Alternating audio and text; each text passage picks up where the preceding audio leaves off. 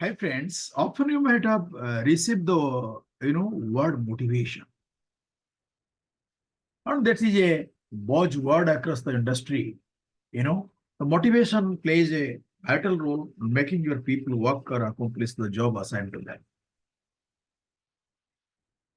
So, being a boss, being a manager, being a supervisor, being an entrepreneur, many a times you motivate to your people,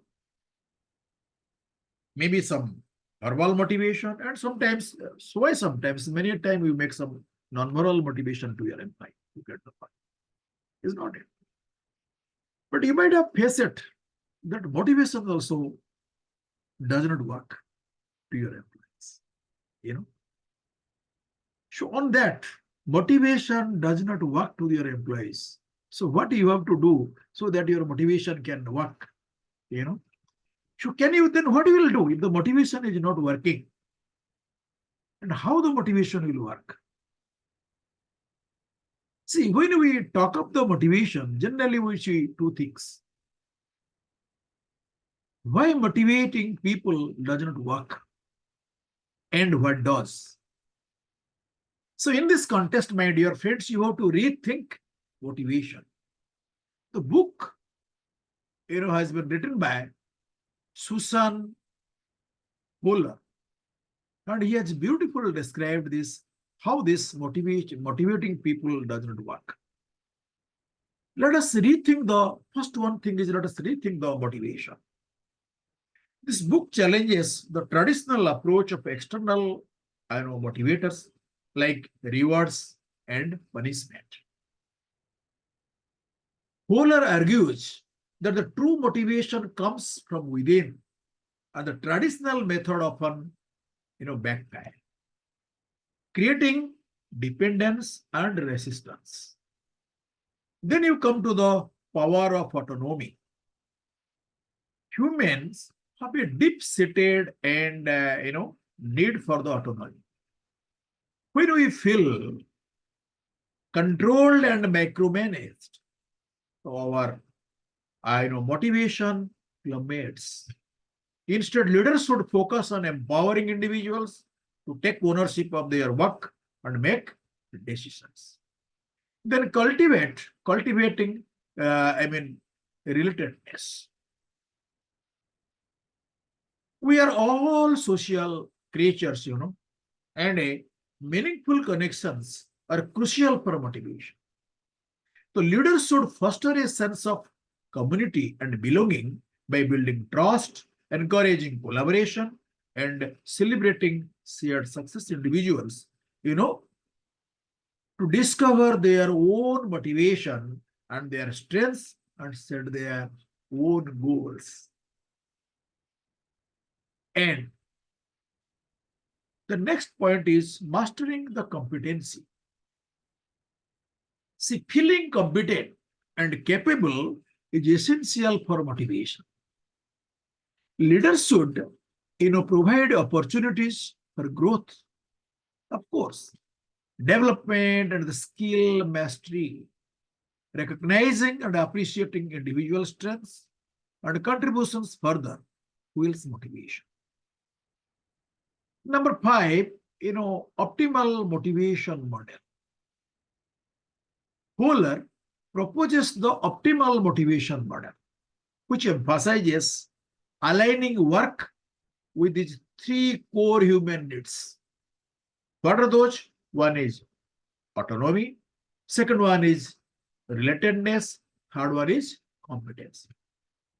When these needs are met, intrinsic motivation flourishes and leading to the greater engagement, productivity, and well-being.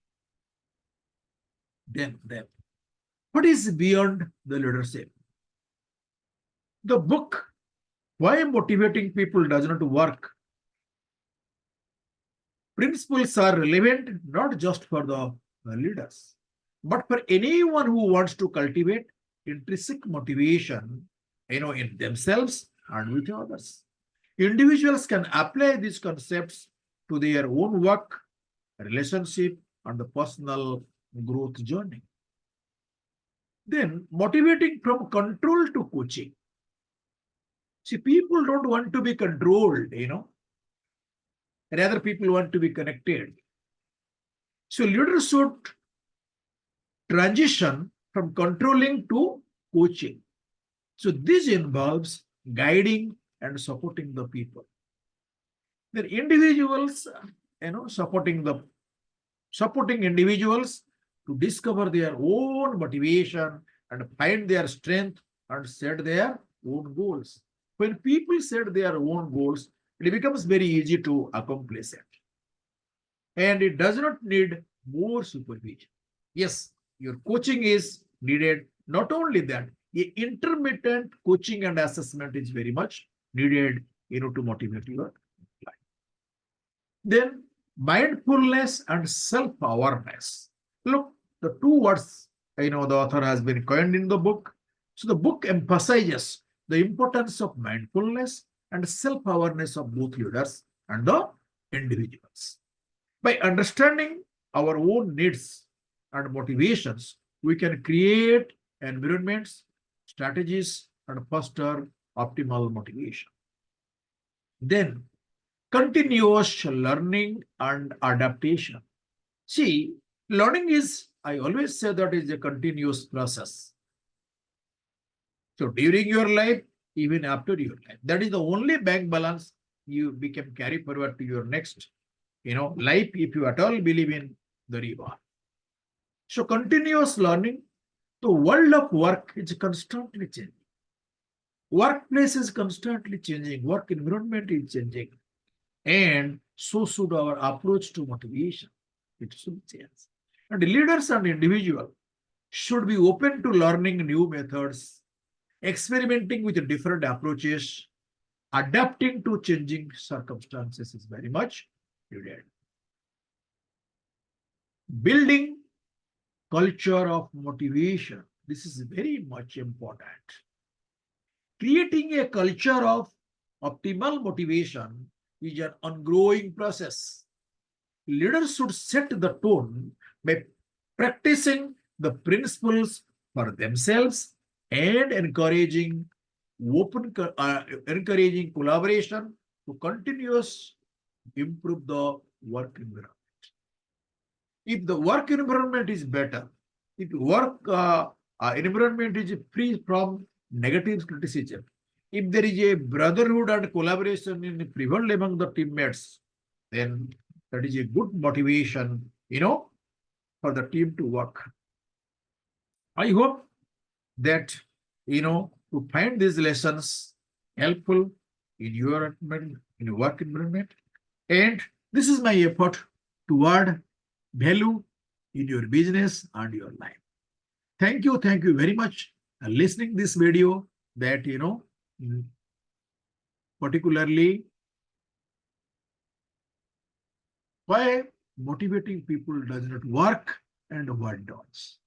So hope this is help you to motivate your people. Thank you so much.